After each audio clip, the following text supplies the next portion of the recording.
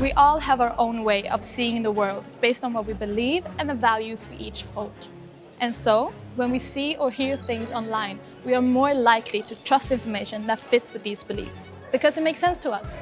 Unfortunately, this dynamic can also be used against us to make us believe in disinformation. Let's see how we can avoid falling into this trap. It's easier to be more critical of information if you already don't believe in the message. But would you be able to be as critical with information that speaks directly to you? Because it taps into your values or concerns. In these cases, we tend to let our guard down and more easily believe what we see or hear without question. What's the danger? Disinformation spreaders know that the chances of manipulating us are much higher if they serve us content that already fits in with our beliefs and exploits our concerns. With modern technologies such as artificial intelligence, it has become easy and cheap to create and manipulate content with the same message but in different ways, appealing to different audiences. These products can then be targeted at specific groups in our societies based on information and data that has been collected about us. Delphine, could you explain it further?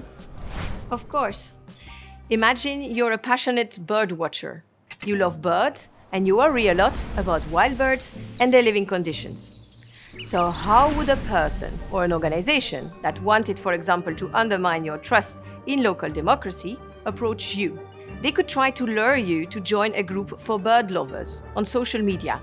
And after that, they could start posting content in this group where they claim that local authorities destroy living conditions for birds, even if this is not true. When our passion and fear of losing something are activated, we often let our guard down. If we already believe that birds are under threat, we will also more easily believe someone who tries to convince us that something or someone is to blame for that, even if it's not true. What can you do? Accept that we all have our beliefs and blind spots, where we don't pay as much attention as we should.